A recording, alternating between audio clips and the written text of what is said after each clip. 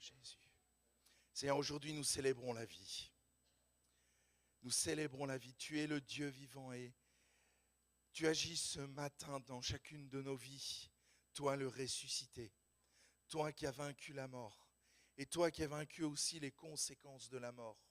Oui, à toi gloire, honneur, puissance au siècle des siècles. Toi le ressuscité. La mort n'a pas pu te retenir, c'était impossible. Toi le juste, toi le saint, toi le fidèle. Béni sois-tu Jésus parce que tu nous associes à ta victoire. Et ce matin, nous voulons vraiment t'adorer, célébrer la vie. Célébrer la vie. Alors que le monde se rassemble pour du chocolat, pour faire des collectes d'œufs. C'est bien pour les enfants, mais toi, tu es le Dieu de la vie. Et c'est ce que nous célébrons. Au-delà des traditions, au-delà de tout ce qui est fait pendant cette journée, nous voulons nous arrêter et réfléchir sur le sens de Pâques pour chacune de nos vies. Oui, gloire à toi, ô Dieu, gloire à toi, le vivant. Que ton nom soit élevé et magnifié. Amen. Amen. Il est vivant. Il est vraiment ressuscité. Avec Nathalie, nous avons eu l'occasion d'aller en Israël.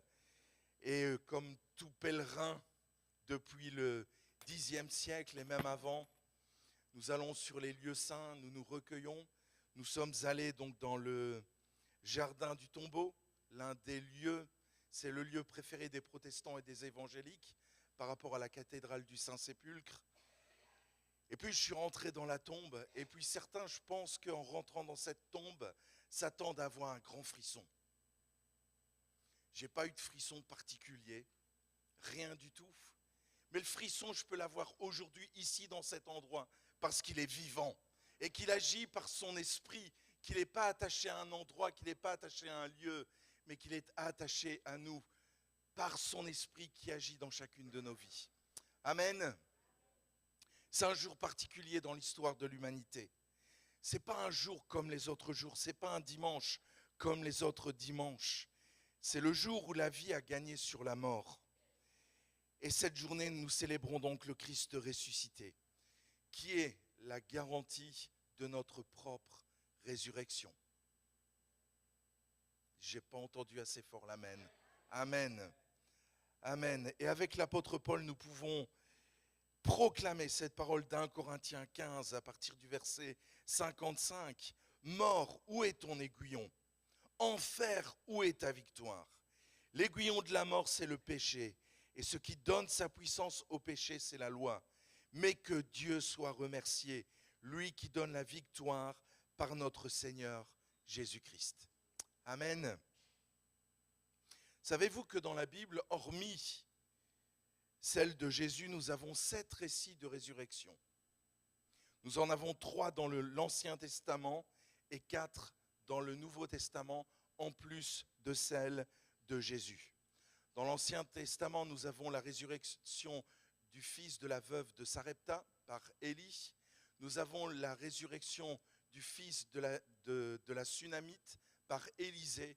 Et nous avons une 3e résurrection qui est vraiment tout à fait improbable. Mais vraiment improbable. Il n'y a pas de prière, il n'y a pas de requête, il n'y a rien du tout, c'est un accident. Dans 2 Rois au chapitre 13, à partir du verset 20, 2 versets, cette résurrection est relatée dans ce texte. Élisée mourut et on l'enterra. L'année suivante, des troupes de Moabites pénétrèrent dans le pays. On était en train d'enterrer un homme quand on aperçut une de ces troupes et on jeta l'homme dans le tombeau d'Élisée. En touchant les ossements d'Élisée, l'homme reprit vie et se leva sur ses pieds. On a des gens qui sont en train d'enterrer un homme, faire tout le rituel des funérailles. Et puis il y a une troupe de Moabites qui harcèlent Israël à cette époque-là. Ils ont peur, ils prennent le cadavre, ils voient une tombe et ils balancent le cadavre dans cette tombe qui est la tombe d'Élisée. Le corps touche les os d'Élisée et il revient à la vie. C'est un film d'horreur, hein. Vous imaginez le gars qui ressuscite au milieu des ossements. Il se réveille parmi des os. Il y a de quoi faire des cauchemars après. Une résurrection tout à fait improbable. C'est l'une des résurrections de l'Ancien Testament. Dans le Nouveau Testament, nous avons 4 récits de résurrection. 3 attribués à Jésus, le fils de la veuve de Naïn, la fille de Jaïrus, Lazare, et une à l'apôtre Paul, celle d'un garçon qui s'est endormi et qui est tombé du 3e étage à peu près, Eutychus, et que que Dieu va ramener à la vie au travers de son serviteur Paul. À mon sens, la plus extraordinaire reste celle de Lazare. La résurrection de Lazare. Nous sommes, pour ceux qui sont allés en Israël, il fait chaud. Il fait chaud. Jérusalem n'est pas cet endroit-là, mais dans le désert de Juda, quand on est allé voir les mines du roi Salomon, on était à peu près à 48-49 degrés. Il fait chaud. Heureusement que les Israéliens prévoient dans tous les lieux touristiques, il y a des fontaines d'eau réfrigérée pour que les personnes puissent vraiment se désaltérer tellement il fait chaud. Ce n'est pas le cas à Jérusalem, mais bon, quand on y était, il faisait quand même 35 degrés. Il fait chaud. Béthanie est à quelques kilomètres de Jérusalem. Depuis 4 jours, Lazare est mort dans un pays chaud. Vous pouvez imaginer aisément l'état du corps après 4 jours et les odeurs qui commencent, les effluves qui commencent à se dégager donc du corps après 4 jours. D'ailleurs, sa sœur va le faire remarquer à Jésus. C'est vraiment la résurrection où, comme Mike Williams disait, s'il y avait une collection de DVD au ciel, j'irais prendre le DVD, la résurrection de Lazare, pour voir ce qui s'est vraiment passé cette journée-là. C'est une résurrection incroyable. Et ce matin, j'aimerais comparer la résurrection de Lazare avec la résurrection de Jésus. Qu'est-ce qui différencie la résurrection de Lazare de la résurrection de Jésus? Je vous invite à une première lecture dans Jean chapitre 11, les versets 38 à 45, où il est dit « Jésus, de nouveau profondément indigné, se rendit au tombeau. C'était une grotte. Une pierre fermait l'entrée. Jésus dit « Enlevez la pierre. » Marthe, la sœur du mort, lui dit « Seigneur, il sent déjà. » Ça veut dire que les odeurs passaient au travers de la pierre qui était roulée. Ce n'était pas étanche. Les odeurs passaient. Il sent déjà, car il y a 4 jours qu'il est là. Jésus lui dit « Ne t'ai-je pas dit que si tu crois, tu verras la gloire de Dieu ?» Ils enlevèrent donc la pierre de l'endroit où le mort avait été déposé. Jésus leva alors les yeux et dit « Père, je te remercie de ce que tu m'as écouté. Pour ma part, je savais que tu m'écoutes toujours, mais j'ai parlé à cause de la foule qui m'entoure, afin qu'ils croient que c'est toi qui m'as envoyé. » Après avoir dit cela, il cria d'une voix forte « Lazare, sors !» Et le mort sortit, les pieds et les mains attachés par des bandelettes et le visage enveloppé d'un linge. Jésus leur dit, et j'aime énormément cette parole de Jésus, « Détachez-le et laissez-le s'en aller. » Beaucoup de Juifs qui étaient venus auprès de Marie et qui virent ce que Jésus avait fait, crurent en lui.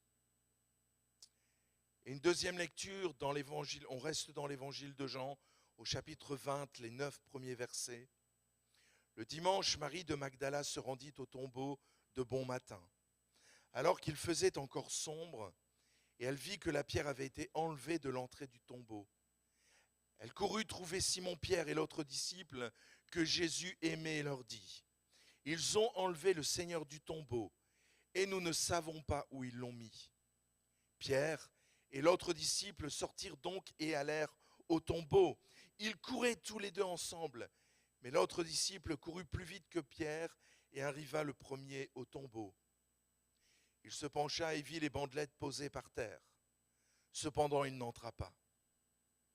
Simon-Pierre, qui le suivait, arriva et entra dans le tombeau. Il vit les bandelettes posées par terre. Le linge qu'on avait mis sur la tête de Jésus n'était pas avec les bandes, mais enroulé dans un endroit à part. Alors l'autre disciple, qui était arrivé le premier au tombeau, entra aussi. Il vit et il crut En effet, ils n'avaient pas encore compris que d'après l'Écriture, Jésus devait ressusciter. Nous avons ici deux textes qui nous parlent de résurrection. La résurrection de Lazare opérée par Jésus et celle de Jésus lui-même. Deux événements extraordinaires, deux miracles. Il y a un détail qui m'est apparu sur lequel je n'avais pas fait de lien entre les deux et j'aimerais faire le lien entre les deux ce matin. Il s'agit des vêtements mortuaires, du linceul. Chaque civilisation, chaque coutume, chaque pays, chaque religion a ses coutumes mortuaires, a ses rituels. Et les rituels en disent long. Nous parlent du respect du corps. Nous parlent comment nous voyons le défunt. C'est devenu un commerce aujourd'hui, c'est clair. Mais ces vêtements mortuaires nous parlent ce matin. Lazare était dans son linceul de mort. Et Jésus demandera qu'on lui ôte. Lorsqu'il ressuscite, il sort avec ce linceul sur lui, ce vêtement de mort. Le linceul de Jésus était replié correctement dans la tombe. Ce qui est étonnant, c'est que pour les psychiatres, ce détail n'est pas passé inaperçu. Les psychiatres vont parler du syndrome de Lazare. Et j'aimerais vous parler de ce syndrome. Le syndrome de Lazare désigne un ensemble de manifestations qui opèrent un dérèglement relationnel prolongé entre une personne qui a traversé une épreuve traumatique et son environnement social, familial et professionnel. Donc c'est une personne qui vit une situation de crise, un événement hors du commun, y compris qui a frôlé la mort, qui a pu frôler la mort, et qui va surmonter cette épreuve, mais qui va en garder toutes des séquelles qui vont l'influencer, qui vont influencer sa famille, qui vont influencer son style de vie après. Suite à une épreuve terrible où la personne a frôlé la mort, elle en conserve des séquelles psychologiques, psychiatriques ou même physiques profondes qui l'affectent, elle et son entourage. Pensons à la crise du Covid que nous venons de traverser. Les médecins ont parlé du Covid long. Des personnes sont restées 2 mois, 3 mois plongées dans le coma. Elles ont été sorties du coma, mais il va y avoir tout un travail qui va devoir être fait pour retrouver de la tonicité musculaire, des problèmes où il y a des cailloux de sang qui se forment, des problèmes de mémoire, des conséquences suite à cette maladie, qui vont amener aussi des comportements, parce qu'il y a eu des peurs, il y a eu des angoisses qui nous amènent à avoir des comportements qui vont influencer notre style de vie, notre famille, nos relations avec les autres. Le syndrome de Lazare. Pourquoi, ils emploient ce terme? Pourquoi ils parlent du syndrome de Lazare? C'est parce que Lazare est sorti de la tombe, mais qu'il avait toujours ce manteau de mort sur lui. Jésus va demander, j'aime vraiment, vraiment cette parole, déliez-le et laissez-le partir. Enlevez-lui ce manteau de mort qui est sur lui et laissez-le partir. Il avait toujours ce vêtement de mort, ce linceul sur lui. Jésus ne veut plus que son ami Lazare vive avec les traces de la mort, sous l'emprise de ce syndrome. Ce manteau est une preuve des séquelles de sa mort. Alors je ne sais pas dans quel état devait être ce manteau, mais certainement qu'il y avait eu déjà des fluides corporels, qui avaient déjà dû couler, etc. Enfin bref, la décomposition d'un corps, c'est quelque chose. C'est quelque chose. Dans quel état était? Il était certainement plus blanc, certainement plus. Et Lazare sort avec ce manteau. Et Jésus va dire, déliez-le, enlevez-lui ce manteau et laissez-le partir. Quand Jésus est ressuscité, c'est tout à fait différent. On voit que son vêtement de mort est replié soigneusement dans le tombeau. Il ne conserve pas sur lui de traces de sa mort, hormis les stigmates dans ses mains et dans ses pieds, où il dira à Matthieu, regarde, regarde. Mais rien, pas même l'odeur sur lui de la mort, pas même sur lui l'odeur de la Drôme, pas de syndrome de Lazare. Qu'est-ce que concrètement cela veut dire pour nous aujourd'hui? Comme pour Lazare, Jésus, Dieu ne veut pas que nous conservions des traces de la mort. Dieu ne veut pas que nous conservions des traces de la mort. Jésus a dit, je suis le chemin, la vérité et la vie. Je suis le bon berger et le bon berger donne sa vie pour ses brebis. Et je suis venu pour que mes brebis aient quoi? La vie en abondance.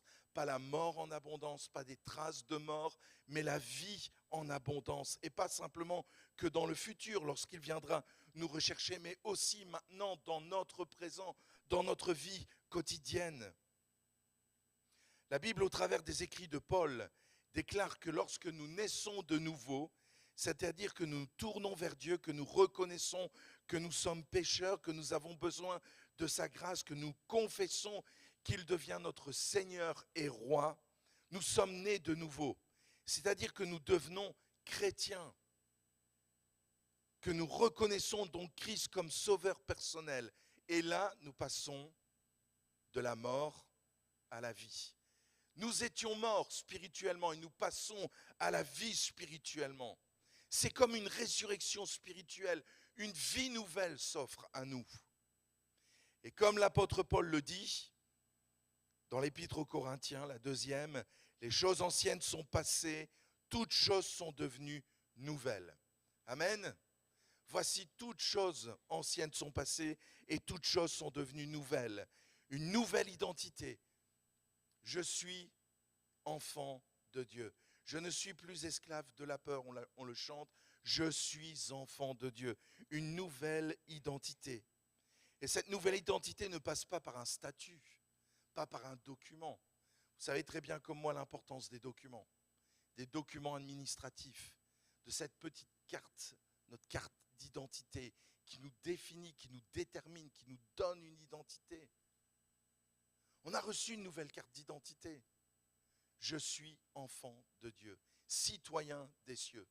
Nous sommes citoyens du royaume de Belgique, ok, mais spirituellement, je suis citoyen des cieux. Amen. Une nouvelle identité. Mais ça n'est pas qu'un nouveau statut. Il s'est passé quelque chose en nous. L'Esprit de Dieu commence à agir en nous. Lorsque nous nous tournons vers Dieu, lorsque nous devenons enfants de Dieu, il se passe quelque chose en nous. Il y a ce qu'on appelle la justification, la régénération. Il y a spirituellement quelque chose qui est déposé en nous. Et ce quelque chose qui est déposé en nous, Paul l'explique dans Galates 5, 22. L'Esprit de Dieu vient faire grandir en nous les conséquences du salut dans notre passage sur terre. Et les conséquences du salut dans cette nouvelle identité est exprimée au travers du fruit de l'esprit, c'est-à-dire l'amour, Galates 5, 22. Mais le fruit de l'esprit, c'est l'amour, la joie, la paix, la patience, la bonté, la bienveillance, la foi, la douceur, la maîtrise de soi. En gros, lorsque je deviens enfant de Dieu, cela devrait être comme Christ. Ça veut dire que mon linceul de mort, je l'ai replié dans un coin. Je ne me balade plus avec. Je ne me promène plus avec mon linceul de mort. Je l'ai replié, je l'ai déposé dans un coin, dans le coin de ma tombe, de ma vie passée. Je constate que beaucoup de chrétiens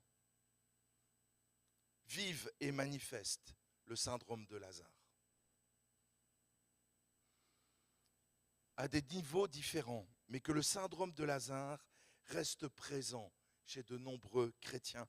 C'est-à-dire qu'ils traînent les traces sur leur vie, les traces de cette mort spirituelle. Ils ont eu un nouveau statut, ils ont cette nouvelle identité, mais ils ont toujours ce linceul de mort sur eux, ou des bandelettes. Il reste quelque chose. Oui, ils sont ressuscités spirituellement. Oui, ils vivent à nouveau. Mais ils ont toujours ce manteau de mort. C'est comme Lazare. Ils sont sortis du tombeau, ils sont vivants, nés de nouveau, réconciliés avec Dieu, mais vêtus du manteau de mort. Et toujours avec ce manteau de mort. Ils conservent les séquelles de leur passé. Les séquelles sont toujours là. C'est le syndrome de Lazare, spirituellement et psychologiquement. Ils sont sauvés, ils ont la certitude d'être auprès de Dieu, mais sur la terre, c'est le syndrome de Lazare. Une odeur de mort qui leur colle à la peau. Comment ce syndrome de Lazare se manifeste chez les chrétiens ou chez nous, ou parfois chez moi aussi? Comment cela se manifeste-t-il? Comment cela se voit-il? Je pense à ce chant. Je ne suis plus esclave de la peur, je suis enfant de Dieu. L'un des traits du syndrome de Lazare, vraiment chez les chrétiens, c'est la crainte, la peur et les angoisses. Nous vivons dans une société qui est devenue terriblement anxiogène. Anxiogène à tous les niveaux. Anxiogène au niveau de la sécurité financière avec la crise. Quand vous voyez que vous avez des boulangeries qui ferment parce qu'elles n'arrivent plus à écouler leur pain et qu'ils disent que c'est mieux de fermer que de continuer à produire, ça en dit long sur l'état de la société dans laquelle nous sommes. Tout le monde s'inquiète sur sa facture de régularisation des énergies. C'est incroyable. Notre société est devenue anxiogène. Mais combien de chrétiens vivent dans la crainte, dans la peur et dans les angoisses? Et c'est complètement irrationnel. Il y a des angoisses, il y a des peurs qui sont justes. Il vaut mieux avoir peur de traverser la route, surtout dans certaines villes. Il vaut mieux avoir peur de traverser la route, de s'arrêter, de regarder à gauche et à droite avant de traverser. Là, c'est une peur rationnelle, c'est une peur juste. Mais combien de peurs, d'angoisse, d'angoisse, de craintes qui ne sont pas justifiées, qui ne sont pas justes et qui sont le syndrome de Lazare, où on a été éduqué dans la peur, où on a vécu peut-être des expériences traumatiques qui nous ont fait basculer dans la peur. Une autre expression du syndrome de Lazare, c'est le péché qui continue de dominer les vies. Il y a des péchés qui restent là dans la vie. On n'en est pas affranchi, on n'en est pas libéré. Et on continue de se débattre et de se débattre avec ces péchés. Il y a des péchés qui sont de véritables addictions, qui sont extrêmement durs à être libérés, à être affranchis. Que ce soit aussi bien pour les hommes que pour les femmes. Mais ils sont là. Ils restent là, culpabilisant et enfonçant la personne. Ça peut être l'expression du caractère, des comportements. Ça peut être une forme de l'éducation. L'éducation, vous savez très bien comme moi qu'elle peut être positive ou négative. Maintenant, on ne naît pas parent, on le devient. Et on fait des bêtises. À un moment donné, on ne peut pas dire c'est la faute d'eux. À un moment donné, il faut se prendre en main et agir en tant qu'adulte et arrêter de dire c'est la faute des parents. Mais il y a des éducations qui ont des séquelles incroyables sur la vie des enfants, des enseignants qui ont marqué des enfants, positivement ou négativement. Un enseignant qui valorise ses élèves, c'est tellement gratifiant, c'est tellement encourageant. Par contre, l'enseignant qui s'exprime uniquement avec le bic rouge, c'est la couleur de la correction, mais en utilisant juste la forme binaire, 1 et 0, ça va être un peu compliqué. L'éducation, les absences, l'absence de quelqu'un, l'absence d'un père, l'absence d'une mère, peut tellement laisser de séquelles. La dépression, des personnes qui vivent depuis des années, qui se convertissent mais qui sont toujours dans un état dépressif ou dans la dépression. C'est le syndrome de Lazare, le sentiment d'insatisfaction, jamais content, jamais satisfait. Souchon le chantait il y a 40 ans, carrément méchant, jamais content. Jamais satisfait de ce qu'ils ont. Toujours plus. Toujours plus. C'est le titre d'un livre d'un célèbre économiste français. Toujours plus. On est dans une société qui veut toujours plus et on n'est jamais satisfait. L'apôtre Paul a dit, j'ai appris à me réjouir dans l'abondance comme dans la pauvreté. J'ai appris à me contenter de ce que j'avais. Le sentiment d'insatisfaction, expression du syndrome de Lazare, le sentiment d'être rien. Je suis rien, je vaux rien. J'ai pas de diplôme, j'ai rien entre les mains. Vous savez très bien que la reconnaissance aujourd'hui passe aussi par des titres, par des diplômes. Je suis rien.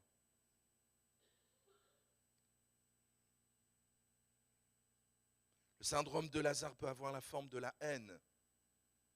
Détester quelqu'un. Avoir de la haine pour quelqu'un. Avoir de la colère pour quelqu'un. Le syndrome de Lazare peut être une histoire. Une histoire qui amène de la haine, de la colère, de l'amertume, de la rancune. Pensons à ce qui se passe en Ukraine aujourd'hui. Intéressez-vous à l'histoire de l'Ukraine, ce que les Russes ont perpétré comme crime dans l'histoire contre les Ukrainiens. On comprend très bien l'attitude des Ukrainiens. Intéressez-vous un peu à l'histoire. Tellement important. On comprend ce qui se passe actuellement. Vraiment quelque chose qui est fait, un reportage qui est fait par des historiens hors normes. C'est toute la série Apocalypse. Ils ont fait une série qui est Apocalypse Staline. C'est 3 épisodes de 50 minutes. Regardez-les. On parle de l'Ukraine. On voit tout ce qui s'est passé en Ukraine. Et on comprend aujourd'hui pourquoi tout cela arrive quand on voit ce qui s'est passé dans l'histoire. 1928, c'est 8 millions de morts, affamés en Ukraine. La famille de mon épouse a été décimée. Il y a juste que sa grand-mère qui s'en est sortie. Parce que mon épouse a des racines ukrainiennes. Sur toute la famille, il n'y a que sa grand-mère qui a survécu à ce génocide pendant cette période. Il faut employer le terme, c'est un génocide. Les Ukrainiens emploient vraiment un terme particulier pour cette période.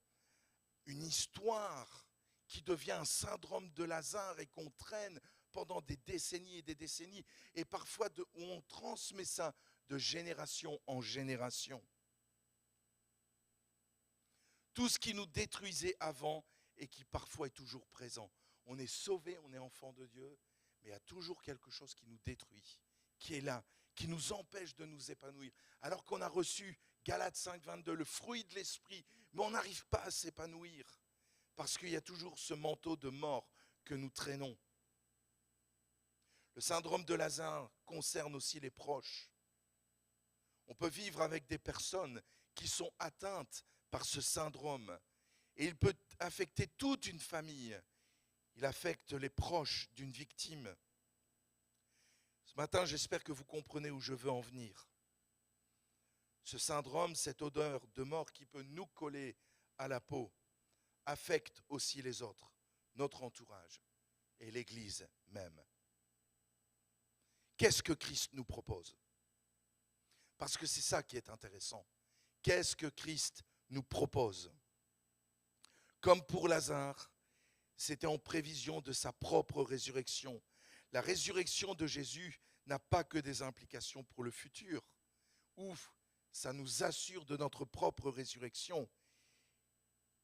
Cela signifie que je peux être débarrassé aujourd'hui des odeurs de mort qui me collent encore à la peau. Mon linceul peut être replié dans la tombe de ma vie passée. Amen. Je peux vraiment être débarrassé de ma vie passée. Je n'ai pas à le traîner comme un boulet. Il y a des linceuls qu'on porte comme des cicatrices, où on a été victime. Nous avons besoin de l'intervention de Jésus. Il y a des linceuls qu'on porte comme des trophées. Il y a des gens, quand on discute avec eux, il y a comme une fierté de leur vie passée. Ils sont devenus enfants de Dieu, mais leur vie passée, c'est un peu comme une fierté de ce qu'ils ont fait truand ou je ne sais pas quoi. Mais quand on parle avec eux, il y a comme une certaine fierté de ce qu'on a vécu dans le passé, comme un trophée. On a besoin d'abandonner certains trophées. Il y a des linceuls que l'on nous fait porter, c'est-à-dire qu'on a mis ce linceul sur nous. Je pense aux étiquettes, les surnoms parfois que l'on donne, que l'on porte. On a besoin de refuser ces linceuls que l'on veut nous faire porter. Pour cela, il faut poser des actes, et c'est le message de Pâques, pour aujourd'hui et pour notre vie future, pour notre quotidien. Christ n'a pas vécu avec ce syndrome. Le linceul a été replié. Il est sorti vivant sans aucune trace de la mort. Aujourd'hui, par la grâce de Dieu, nous pouvons vivre. Vous pouvez vivre sans ce syndrome de Lazare, sans ce linceul. Il faut l'abandonner. La vie que le ressuscité nous propose est bien plus riche que ce que nous osons espérer. Bien plus riche. Je ne suis plus esclave de la peur, je suis enfant de Dieu. Imaginez-vous vivre, mais pleinement, Galates 5, 22. Pleinement, Galates 5, 22. Le fruit de l'esprit, c'est l'amour, la joie, la paix, la patience. Imaginez-vous vivre avec quelqu'un qui a une patience hors norme. Maintenant, on peut imaginer vivre avec une personne qui n'a pas du tout de patience. Une personne remplie de bonté. Rappelons-nous ce que Paul enseigne sur la bonté. Ce qui fait le charme d'un homme, c'est quoi? Sa bonté, Philippiens chapitre 4. Ce qui fait le charme d'un homme, c'est sa bonté. Ça va? Mes sœurs, retenez bien ça. Les jeunes, retenez bien ça avant de choisir votre futur conjoint. Ce qui fait le charme d'un homme, c'est sa bonté. La bienveillance, c'est un mot à la mode, ça. La bienveillance. La foi, la douceur, la maîtrise de soi. Imaginez-vous vivre avec une personne qui a vraiment développé ce que l'Esprit de Dieu a déposé au fond de sa vie, mais à 100%. Ce ne serait pas le pied? C'est ce que Jésus nous propose. C'est le message de Pâques. Une vie totalement transformée, une vie totalement différente, sans syndrome de Lazare. Et je pense que dans les églises, dans nos églises, il y a beaucoup de syndrome de Lazare. Il y a beaucoup de syndrome de Lazare, à différents niveaux. Mais ce syndrome, il est là, il est bien présent. Où nous traînons des casseroles du passé, alors que si quelqu'un est en Christ, les choses anciennes sont passées, voici toutes choses sont devenues nouvelles. La deuxième pensée que je voudrais partager avec vous ce matin, c'est que le ressuscité Jésus nous invite à voir autrement.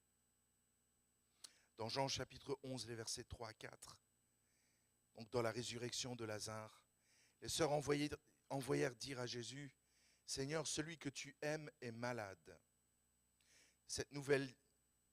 À cette nouvelle, Jésus dit, « Cette maladie n'aboutira pas à la mort, mais elle servira à la gloire de Dieu afin qu'à travers elle, la gloire du Fils de Dieu soit révélée. » Regardez comment Jésus voit les choses. On lui annonce que son ami est malade.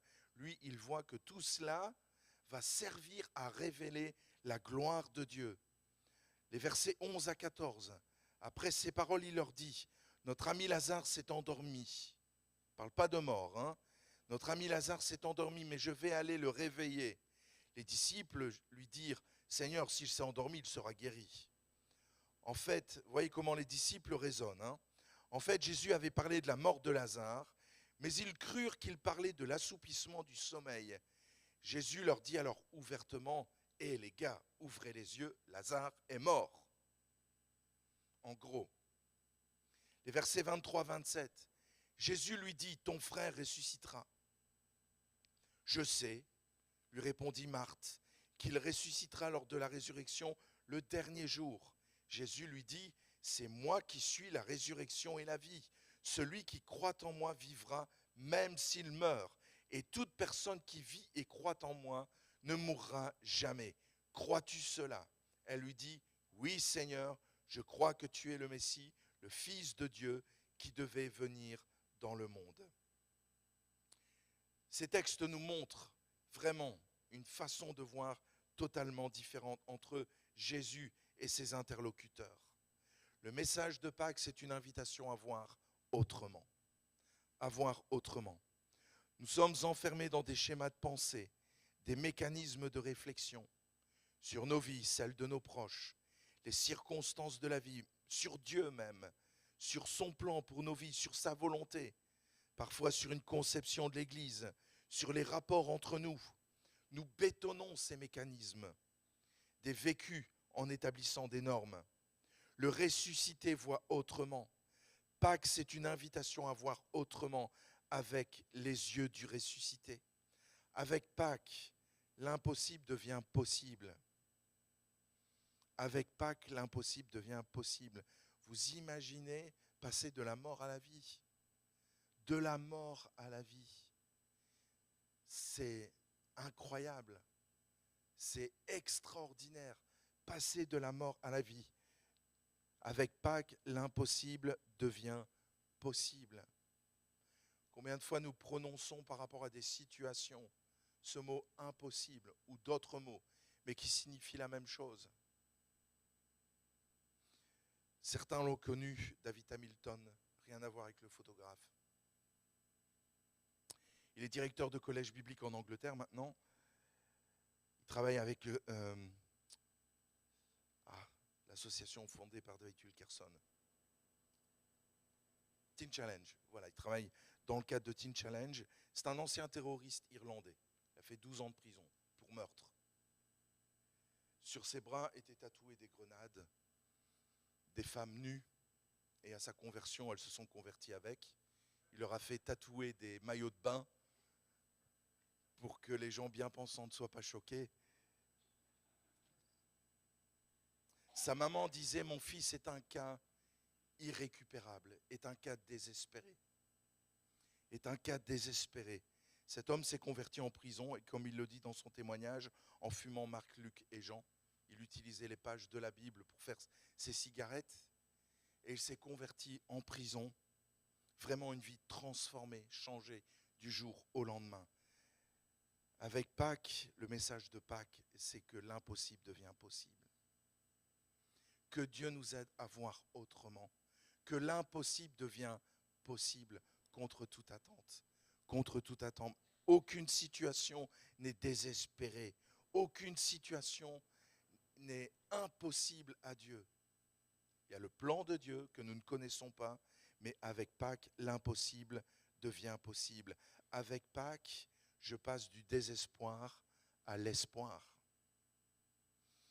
Les Marthe, Marie, les disciples étaient désespérés, complètement plongés dans le désespoir. Ils retrouvent l'espoir. J'aurais voulu être là, ça c'est le deuxième DVD. Quand Jésus va dire à Marie, Marie. Quand elle va lui dire, mais mon Seigneur, où as-tu mis le corps? Elle réfléchit même pas. Dis-moi-le où tu l'as mis, je vais aller le chercher. Une petite femme toute frêle qui va prendre un corps peut-être de 70-80 kilos. Comment elle va faire? Elle réfléchit même pas. Elle lui dit, mais Seigneur, dis-moi où tu as mis le corps, j'irai le chercher. Et Jésus qui va lui dire, Marie. Et là, elle comprend que c'est Jésus le ressuscité. Ça, c'est le deuxième DVD que je prends au ciel. Ce mari, le mari de Jésus, j'aurais tellement voulu l'entendre.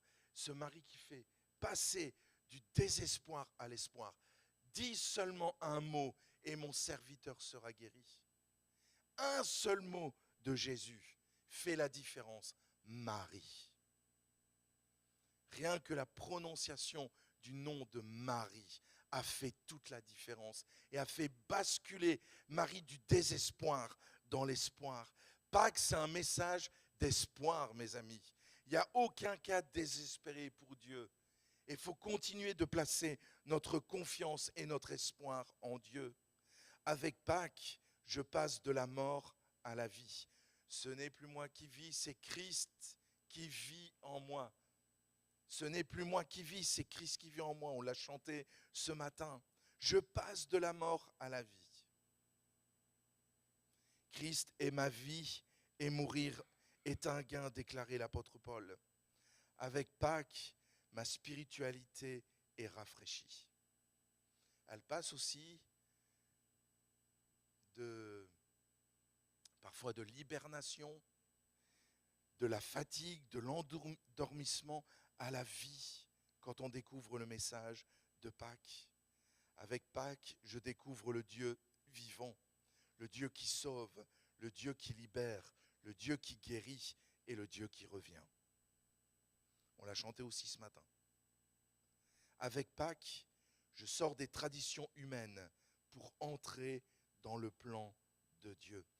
Le message de Pâques, c'est une invitation à voir autrement sur la vie, à voir autrement l'Église, à voir autrement notre spiritualité, à voir avec les regards de Dieu, à voir autrement, à voir que ce qui est possible à Dieu, l'homme peut s'opposer, mais quand Dieu a dit oui, c'est oui. Quand Dieu a décidé d'intervenir, il intervient. Tout est possible à Dieu. Tout est possible à Dieu. Pas à nous, mais tout est possible à Dieu. Amen. Que Dieu nous aide à nous débarrasser de ce syndrome de Lazare. Que Dieu nous aide à voir autrement. C'est tellement important. Tellement important. Heureusement que dans l'histoire de l'Église, nous avons eu des hommes qui ont vu autrement. Imaginez que l'Église soit restée comme au XIIe siècle. Que les croyances, que le vécu de l'Église soit comme au XIIe siècle. Est-ce que vous aimeriez? Mes sœurs, je vous plains. Si on était resté au XIIe siècle, je vous plains.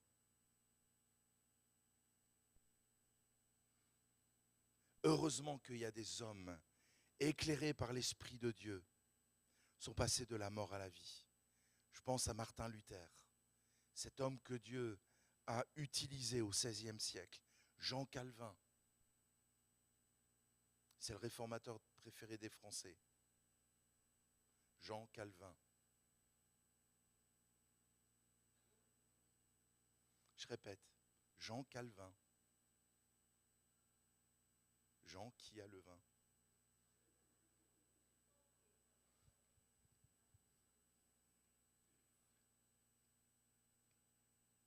Mais je pense à tous ces hommes qui ont vraiment laissé l'Esprit de Dieu les utiliser et changer, apporter un souffle nouveau dans l'Église.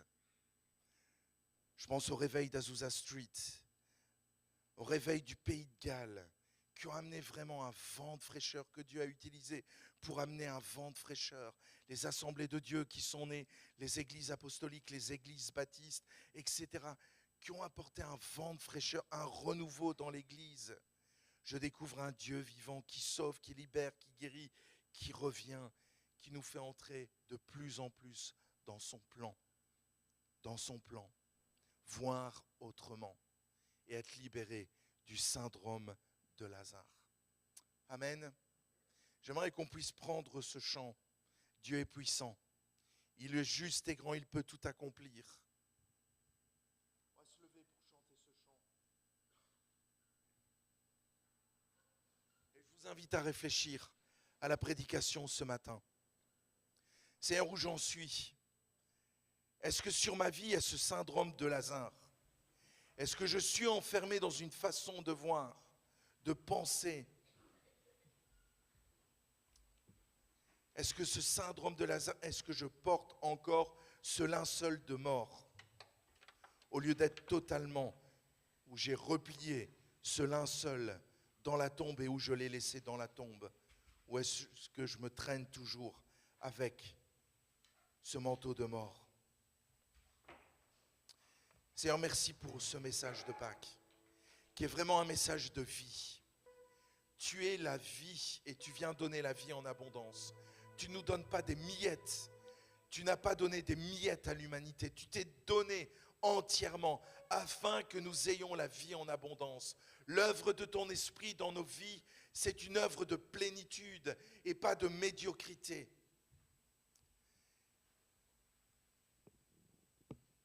Seigneur, je te prie pour tous ceux qui nous écoutent ou qui sont présents dans cette salle, qui se débattent encore avec ce linceul,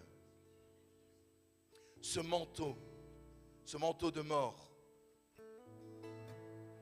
qui ont peur même de l'abandonner parce qu'ils ne savent pas comment ils vont vivre, parce que c'est devenu un style de vie. Et ils ont peur de l'abandonner parce qu'ils ne savent pas comment ils vont vivre, comment ils vont faire sans ce manteau. Seigneur, tu viens mettre un nouveau manteau. Un nouveau manteau.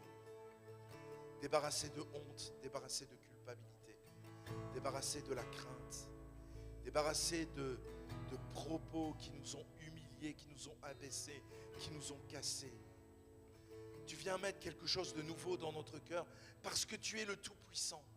Seigneur, je te prie pour une église qui n'est pas marquée par le syndrome de Lazare, mais une église où chacun d'entre nous, nous avons déposé nos linceuls de mort dans le tombeau, où nous les avons repliés, où nous avons dit adieu à tout cela, et où nous nous laissons remplir du fruit de l'Esprit. Toi qui es ressuscité, Seigneur, tu fais couler ta vie, la vie du ressuscité, ta vie par ton esprit dans chacune de nos vies. Seigneur, tu libères ce matin. Tu libères ce matin. Tu as franchi de la peur, tu as franchi de l'éducation. Tu nous aides vraiment à renoncer à des linceuls, à refuser à des linceuls, refuser des linceuls, mais nous laisser remplir par toi. Ô Saint-Esprit, fais ton œuvre. Jésus le ressuscité, toi qui as envoyé ton esprit, Saint-Esprit, fais ton œuvre dans les cœurs et dans les vies. Tu ouvres les yeux sur la réalité de nos vies. Nous pouvons tellement nous berner nous-mêmes, nous tromper nous-mêmes, alors que ce vêtement est là et il sent mauvais. Et nous nous trompons nous-mêmes, croyant être aux normes.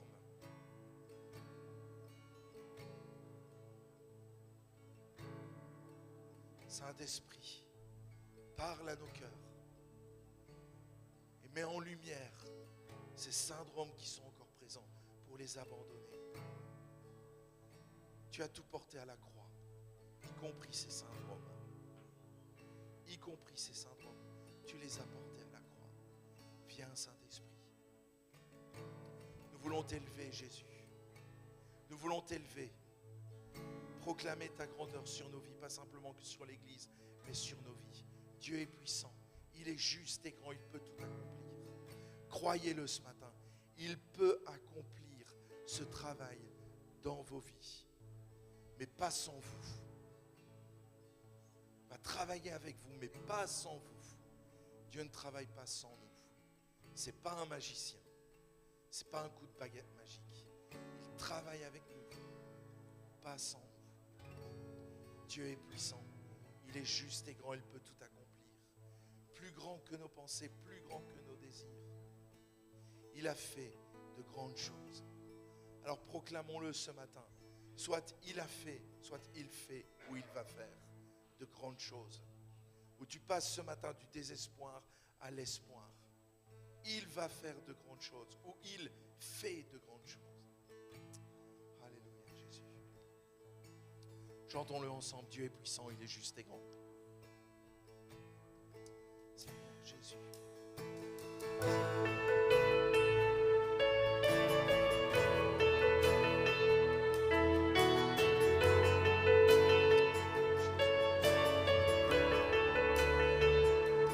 Dieu est puissant, il est juste et grand. Il peut tout accomplir, plus grand que nos pensées, plus grand que nos désirs. Il a fait de grandes choses, élevées. Il a vaincu la mort. Oui, il vit. Mon Dieu son nom, j'ai la victoire. Le Seigneur, mon Dieu, est puissant.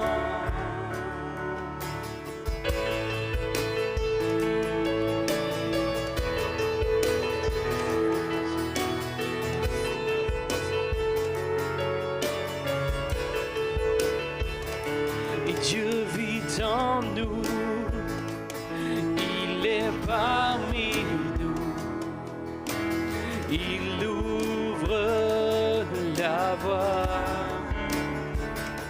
plus grand que nos attentes, plus grand que nos espoirs.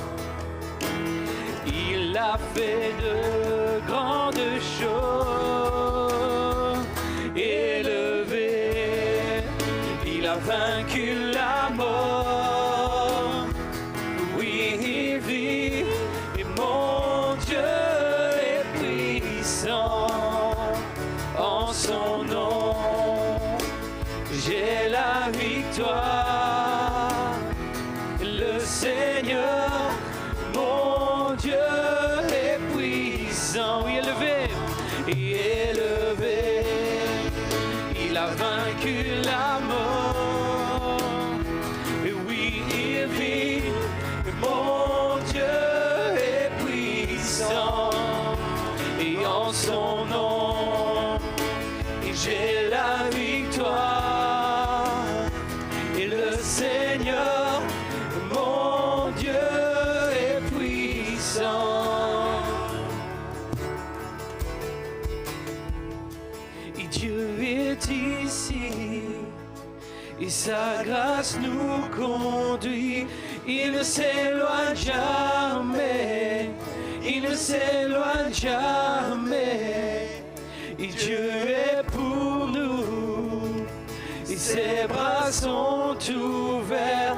Il nous tient dans sa main, il nous tient dans sa main. Oui, Dieu est ici, et Dieu est ici, et sa grâce nous conduit. Il ne s'éloigne jamais, il ne s'éloigne jamais. Et Dieu est pour nous, et ses bras sont ouverts. Il nous tient dans sa main, il nous tient dans sa... Oui, élevé, élevé, il a vaincu la mort.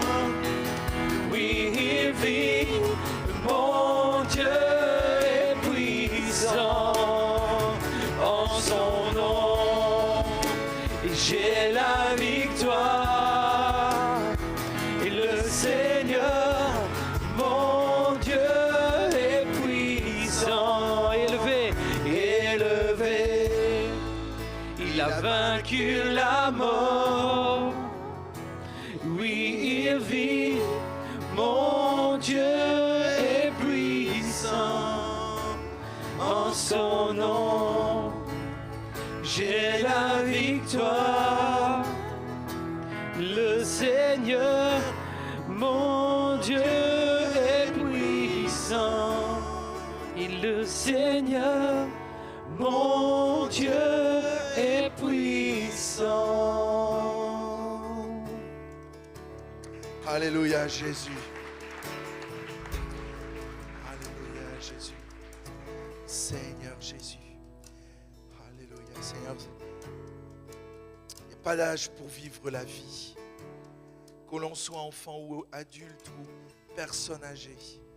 Tu es celui qui, lorsqu'une personne se tourne vers toi, et l'âge n'a pas d'importance, mais tu la transformes. Je me souviens de Marie-Louise, cette femme qui a marqué l'Église. Quel changement dans sa vie. Libérée totalement de la peur. Totalement de la peur. Quel changement dans sa vie, Seigneur. Ô Dieu vivant, merci de bénir jeunes et vieux, comme ta parole le dit. Jeunes et vieux se réjouiront ensemble. Les jeunes filles danseront de joie. Seigneur, ta bénédiction, elle est intergénérationnelle. Elle passe de l'enfance vers les aînés. Jésus est toi le ressuscité. ce matin, tu visites, tu consoles, tu guéris et tu ôtes ces vêtements de deuil. Tu les ôtes, Seigneur. Jésus, fais ton travail, Seigneur, dans les cœurs et dans les vies. Maintenant, tu les ôtes, Jésus. Saint-Esprit, aide-nous aussi en tant qu'Église à aider, parce que tu as donné cette mission à tes disciples aussi, d'ôter les bandelettes à Lazare, ce vêtement de deuil, de l'enlever. Et tu nous aides aussi en tant qu'Église à ôter, à aider les personnes à enlever ces vêtements de deuil. C'est la mission que tu as donnée aussi à l'Église.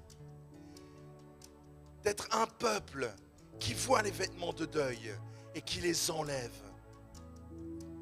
Saint-Esprit, ô Dieu vivant, tu suscites des vocations en nous. Des vocations d'amour, des vocations de don de soi, des vocations pour le prochain, des vocations pour les enfants, des vocations pour les ados, des vocations pour le monde qui se perd, pour enlever les vêtements de deuil. Jésus, parfois l'Église a mis des vêtements de deuil. Je te prie, Jésus, en tant qu'Église, de nous aider à ne pas mettre des vêtements de deuil, mais à les enlever, pour que hommes, femmes, enfants, jeunes soient libres en Jésus-Christ. Saint-Esprit, fais ton œuvre. Rafraîchis-nous ce matin. Je pense que le Covid a vraiment laissé une trace dans l'Église profonde. Ces 2 années nous ont impactés et ont laissé vraiment sur l'Église un syndrome de Lazare. Ce matin, le Saint-Esprit veut nous rafraîchir.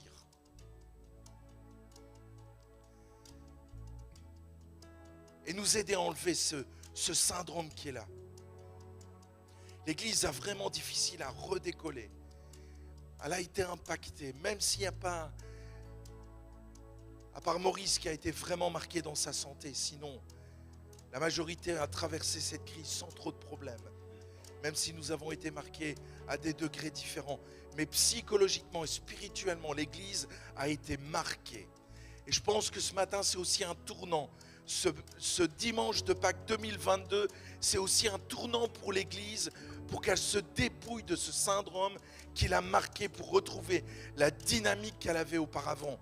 La dynamique dans la louange, oui, imparfaite, ok. La dynamique dans l'évangélisation, imparfaite, ok. Mais il y avait une dynamique qui a été brisée. Saint-Esprit, ce matin, tu fais ton œuvre dans l'Église. Nous refusons que cette maladie qui a marqué pendant 2 ans la société nous impacte encore et encore et nous empêche d'aller de l'avant pour retrouver la fraîcheur en toi.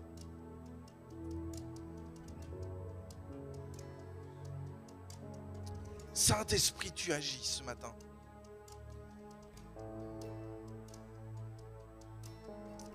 Alléluia, Jésus. Agis dans les cœurs, Seigneur.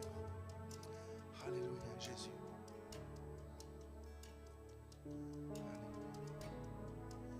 Alléluia. Apprendre ce chant, je ne suis plus esclave de la peur. Je suis enfant de Dieu. On va le proclamer ce matin. Je ne suis plus esclave de la peur. Je suis enfant de Dieu. Tu m'as ébloui par tes mélodies, par ce chant d'amour. C'est le message de Pâques aussi. Nous sommes éblouis par le vivant, celui qui a triomphé. Alléluia, Jésus. Alléluia, Jésus. Et tu m'as ébloui Par tes mélodies, et tu m'entoures d'un chant d'amour. chant de délivrance, et devant mes ennemis, et toutes mes craintes s'enfuient. Et je ne suis plus esclave de la peur. Et je suis enfant de Dieu. Et je ne suis plus esclave de la peur. Je suis enfant de Dieu. Avant ma naissance, tu m'avais choisi, appelé par mon nom. Tu m'as adopté, et je suis de ta famille. Et ton sang coule dans mes veines. Et je ne suis plus esclave de la peur. Et je suis enfant de Dieu. Et je ne suis plus esclave de la peur. Et je suis enfant de Dieu. Et je ne suis plus, et je ne suis plus esclave de la peur. Et je suis enfant de Dieu. Et je ne suis plus esclave de la peur. Et je suis enfant de Dieu. Oh, oh, oh, oh,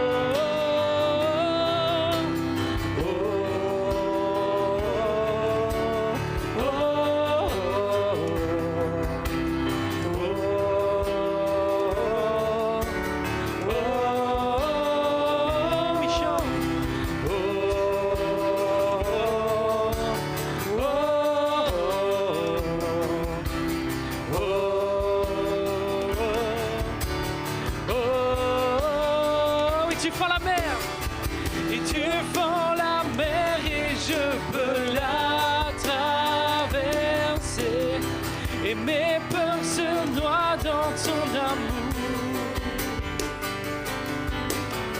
Et tu m'as sauvé, alors je veux chanter, et je suis enfant de Dieu. Oui, tu fends la mer. Et tu fends la mer, et je peux la traverser, et mes peurs se noient dans ton amour. Et tu m'as sauvé, alors je peux chanter, et je suis enfant de Dieu. Et je suis enfant de Dieu. Et je ne suis plus esclave de la peur. Et je suis enfant de Dieu. Et je ne suis plus esclave de la peur. Je suis enfant de Dieu. Alléluia Jésus. Alléluia Jésus. Amen. Soyez bénis. Amen. Une église bénie, une église qui vit, remplie. On est appelé à la plénitude et pas à une vie de miettes. Amen. Amen.